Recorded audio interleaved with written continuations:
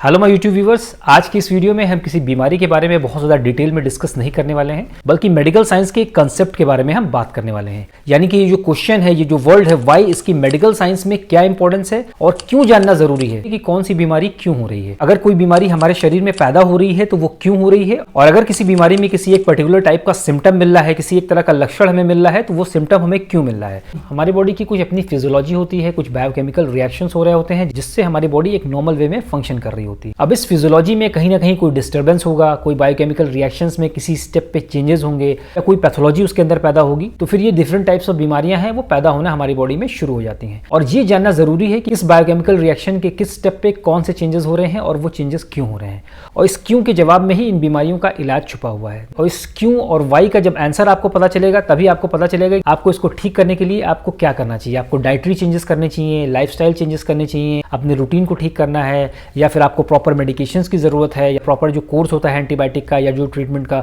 वो लेने की जरूरत है, या फिर किसी इंटरवेंशनल प्रोसीजर की जरूरत है जिसकी तरफ भी आपको कभी कभी जाना पड़ता है। इस तरह से आप अपनी हेल्थ को बेटर एसेस कर पाएंगे। तो यहीं से जो मल्टीपल ट्रीटमेंट ऑप्शंस हैं वो खिलना शुरू हो जाते हैं, और तभी आपका जो ट्रीटमेंट है वो सक्सेसफुल होगा। तो ये वाई वर्ड की अपने आप में एक बहुत बड़ी इंपॉर्टेंस है। जितनी बीमारियां हमें होती हैं और उसका जो इलाज, उसका जो ट्रीटमेंट ऑप्शंस हमारे पास मौजूद है, उसके पीछे कई सालों की डॉक्टर्स की, साइंटिस्ट की कई सालों की मेहनत है। उन्होंने इस वाई को ढूंढा, इस वाई की तह तक पहुंचे कि ये बीमारी क्यों हो रही है, इस बीमारी में इस तरह का सिम्टम क्यों आ रहा है, और वहीं से कई मेडिकल रिसर्चेस हुए, कई जर्नल्स पब्लिश हुए, और वहां से वेरियस ट्रीटमेंट ऑप्शंस अलग अलग बीमारियों के निकल के आ जाते हैं। मैं 3-4 बीमारियों का एग्जांपल देके आपको समझाऊंगा। सबसे पहले बात कर लेते हैं बहुत ही कॉमन बीमारी डायबिटीज के बारे में। डायबिटीज के बारे में भी आप सभी जानते हैं कि ब्लड शुगर लेवल्स हमारे बढ़ जाते हैं। खाना खाने के 2 घंटे की बाद की वैल्यू है वो 200 से ऊपर है, या रैंडम ब्लड शुगर आपका 200 ऊपर है, या फास्टिंग ब्लड शुगर लेवल आपका 126 के ऊपर है, या फिर HbA1c लेवल्स जो कि पिछले 3 महीने की वैल्यू बताता है उसकी वैल्यू 6.5 से ज्यादा है, तो आपको डायबिटीज है। बट अगर हम इसी क्वेश्चन को यहाँ पे अप्लाई करें डायबिटीज में कि डायबिटीज हमें क्यों होता है, उसमें कुछ चीजें हमारे सामने निकल के आएंगी। अब डायबिटीज देखिए 2 तरह का होता है, type 1 diabetes and type 2 diabetes. Type 1 diabetes जो है वो ज्यादातर यंग पेशेंट्स में होता है, ज्यादातर उसके मरीज जो है वो 14-15 साल के, लेस देन 18 ईयर्स होते हैं। उसका रीजन है वो बिल्कुल ही डिफरेंट है, उसमें कंप्लीट डिफरेंट पैथोलॉजी चलती है। और टाइप 2 डायबिटीज मेलाइटिस जो है वो यूजुअली 40+, 50+, 60+ एज ग्रुप में होता है। ज्यादातर पेशेंट जो है उसके ओबीज होते हैं, मोटे होते हैं। और टाइप 1 जो यंगर पेशेंट्स में होता है, उसके जो मरीज होते हैं यूजुअली दुबले पतले होते हैं, बहुत ही लीन एंड थिन होते हैं। बट अगर हम ये सवाल यहाँ पे पूछें कि यहाँ पे क्यों होता है, टाइप 1 में और टाइप 2 में, दोनों में वाई, ये बीमारी हो क्यों रही है, और जब साइंटिस्टों ने रिसर्च किया, डॉक्टर्स ने रिसर्च किया, तो उन्होंने ये पता चला कि जो यंगर पेशेंट्स में जो टाइप 1 डायबिटीज हो रहा है, उसमें क्या हो रहा है कि जो पैनक्रियाज है उसके अंदर जो बीटा सेल्स होते हैं, उसमें कुछ ऑटो इम्यून प्रोसेस की वजह से उसमें अंदर डैमेज हो जाता है, तो जिसकी वजह से इंसुलिन हार्मोन इनकी बॉडी में बनता ही नहीं है, तो बिल्कुल कंप्लीट डेफिशिएंसी हो जाती है इंसुलिन हार्मोन की। वहीं दूसरी तरफ अगर यही सवाल हम पूछें कि आखिर ये बीमारी 40+, 50+, 60+ पेशेंट्स में क्यों हो रही है, वहां पे जो जवाब निकल के आता है, जो रिसर्चर्स से ये पता चलता है कि वहां पे जो पैथोलॉजी है वो बिल्कुल ही डिफरेंट है। वहां पे डैमेज तो नहीं हो रहा है बीटा सेल्स में, वहां पे इंसुलिन तो निकल रहा है, बट वहां पे जो मेन प्रॉब्लम है वो इंसुलिन रेजिस्टेंस की है। इंसुलिन हार्मोन निकल तो रहा है बीटा सेल से, बट इंसुलिन हार्मोन जो है वो सेल्स पे काम नहीं कर रहा है।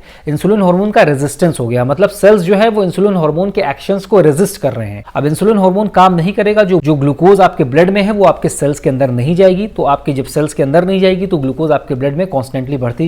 जाएगी और आपको डायबिटीज हो जाएगा। तो ये दोनों रीजंस अलग हैं, दोनों का ट्रीटमेंट अलग है। टाइप 1 पेशेंट्स में यूजुअली इंसुलिन लेना पड़ता है एक्सटर्नली पेशेंट्स को, और टाइप 2 में यूजुअली जो है डाइटरी लाइफस्टाइल चेंजेस से, खाने पीने के परहेज से और एक्सरसाइज से इंसुलिन रेजिस्टेंस को हम कम कर सकते हैं। कुछ ऐसे दवाएं भी आती हैं जिससे अगर इंसुलिन हार्मोन बीटा सेल से प्रॉपर्ली निकल नहीं पा रहा है तो उससे बहुत अच्छे से सिक्रीशन इंसुलिन हार्मोन का बढ़ जाता है। तो जैसा ही आपने वाई क्वेश्चन अप्लाई किया, क्यों हो रहा है, वहीं से इसका इलाज भी निकल के आ गया, और इस तरह के पेशेंट्स में क्या करना चाहिए। क्यों का जवाब है दोनों सिचुएशंस में बिल्कुल अलग अलग है। एक दूसरी लाइफस्टाइल डिजीज की बात करते हैं, हार्ट अटैक के बारे में। हार्ट अटैक हम सभी जानते हैं कि बहुत ही सीवियर चेस्ट पेन होता है, पसीना आ जाता है, घबराहट, बेचैनी, इस तरह के सिम्टम्स होते हैं, और हार्ट अटैक अचानक आ जाने से पेशेंट की जान भी जा सकती है। बट हार्ट अटैक होता क्यों है, ये क्यों का जवाब अगर आपको पता चल जाएगा तो आप उसी हिसाब से अपनी लाइफ को बेहतर बना पाएंगे, उसका जो मैनेजमेंट है वो कर पाएंगे, और ऑलरेडी इसी के बेसिस पे ही जो ट्रीटमेंट ऑप्शंस अवेलेबल हुए हैं, कई सालों की मेहनत से डॉक्टर्स ने और साइंटिस्टों ने जो रिसर्च किया है, जो ट्रीटमेंट ऑप्शंस अवेलेबल हुए हैं हार्ट अटैक के, वो इसी क्यों को जानने की वजह से ही हुए हैं। हार्ट अटैक होता क्यों है, जब इस क्यों का जवाब हम जानते हैं तो हमें ये पता चलता है कि हमारे जो हार्ट में मसल्स हैं, जिसको हम मायोकार्डियम कहते हैं, उसमें जो ब्लड वेसल सप्लाई करती हैं, उसमें जो नसें सप्लाई करती हैं, उसके अंदर कोलेस्ट्रॉल जमा हो जाता है, जो इम्प्योर फैट है, जो गंदा फैट है, कोलेस्ट्रॉल है, ट्राइग्लिसराइड्स हैं, ये सारे जो गंदा कोलेस्ट्रॉल है वो जमा हो जाता है वहां पे, जिसकी वजह से उसके अंदर ब्लॉकेज पैदा होती है, ब्लड सर्कुलेशन वहां पे रुक जाता है, और वहां के जो मसल्स हैं उसकी डेथ होने लगती है, और वहां पे दर्द महसूस होता है, वहां पे ऑक्सीजन की कमी होने लगती है, और उसके बाद डेथ भी हो सकती है। तो अब जब हमें पता चल गया कि कोलेस्ट्रॉल जमा हो जाता है तो हम क्या कर सकते हैं। अगर कोलेस्ट्रॉल बहुत ज्यादा जमा नहीं है, अभी शुरुआती स्टेज है, तो हम अपनी लाइफस्टाइल में चेंजेस करेंगे, फैट खाना कम कर देंगे, कोलेस्ट्रॉल वाले फूड्स कम खाएंगे, जंक फूड बहुत कम खाएंगे और हेल्दी लाइफस्टाइल की तरफ आएंगे।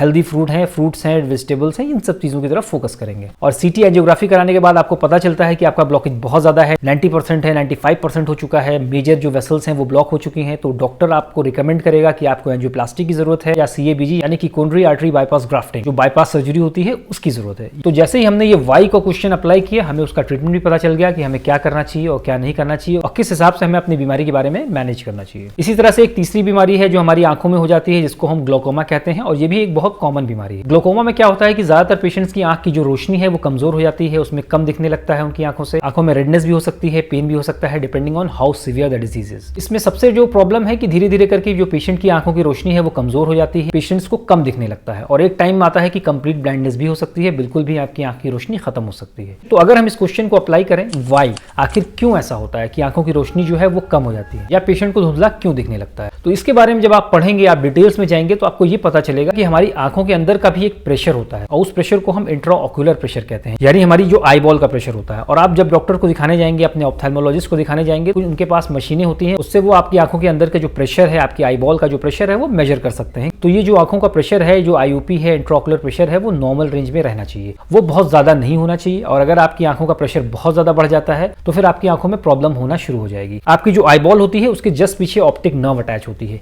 और ऑप्टिक नर्व जो है, जितने भी जो विजुअल इंपल्सेस हैं, जो भी आप चीजें अपने सराउंडिंग्स में देखते हैं, जो भी लाइट रेस पड़ती हैं, वो फौरन ही आपकी आंखों के थ्रू रेटिना पे पड़ के वो रेटिना से वहां से वो कैप्चर करती है विजुअल इंपल्सेस और ऑप्टिक नर्व उसको कैरी करके आपके ब्रेन में ले जाती है। तो ये जितने भी विजुअल सिग्नल्स हैं वो ऑप्टिक नर्व के थ्रू ही कैरी होकर आपके ब्रेन में पहुंचते हैं, वहां पे वो इमेज बनती है और फिर आप चीजों को देख पाते हैं। बट अगर जब आपकी आंखों का जो प्रेशर है, जो इंट्राऑक्यूलर प्रेशर है, वो बढ़ जाएगा तो जो ऑप्टिक नर्व है जो पीछे आपके अटैच होती है आई बॉल पे, तो वो कंप्रेस होने लगेगी, उसके अंदर प्रेशर पड़ेगा, उसके अंदर दबाव आने लगेगा, तो जो ऑप्टिक नर्व है उसके अंदर डैमेज शुरू हो जाएगा, उसके अंदर इन्फ्लेमेशन शुरू होगी और धीरे धीरे करके वो डीजेनरेटिव प्रोसेस शुरू हो जाता है। जब डीजेनरेटिव प्रोसेस शुरू हो जाएगा तो धीरे धीरे करके आपकी जो आंखों की रोशनी है वो कम होने लगेगी और आपको जो है वो कम दिखाई देने लगेगा। तो अब आपको पता चल गया कि ग्लोकोमा में आंख की रोशनी क्यों जा सकती है। अब इसका इलाज भी यहीं से निकल के आता है। तो इसका इलाज ये है कि हमें जो इंट्राऑक्यूलर प्रेशर है, प्रेशर बढ़ जा रहा है आंख का, उसको हमें नहीं बढ़ने देना है। जब ना प्रेशर बढ़ेगा ना ही ऑप्टिक नर्व आपकी कंप्रेस होगी। प्रेशर ना बढ़ने के लिए कुछ दवाइयां आती हैं, एस्टोजोलामाइड है, लेटेनोप्रोस्ट है, कुछ आई ड्रॉप्स आते हैं, वो आप अपनी आंख में डालते हैं। आपको जो डॉक्टर्स, ऑप्थेल्मोलॉजिस्ट आपको जो रिकमेंड करेंगे उसके हिसाब से आपकी जो आंखों का जो प्रेशर है वो बढ़ने नहीं पाता है, वो मेंटेन होता है। और इसी पे ही ग्लोकोमा का जो ट्रीटमेंट है वो इसी प्रिंसिपल पर ही बेस्ड है। तो कहने का मतलब ये था कि जब आपको क्यों का पता चलेगा तब आप ट्रीटमेंट की तरफ ही जाएंगे। तो मेडिकल साइंस में इसकी बहुत ज्यादा इंपॉर्टेंस है। तो ये वीडियो अगर आपको अच्छा लगा हो, इंटरेस्टिंग लगा हो, इन्फॉर्मेटिव लगा हो, तो इस वीडियो को लाइक कर दीजिए, हमारे चैनल को सब्सक्राइब करिए और इस वीडियो को मैक्सिमम लोगों को शेयर करिए ताकि मैक्सिमम लोग इसका फायदा उठा सकें।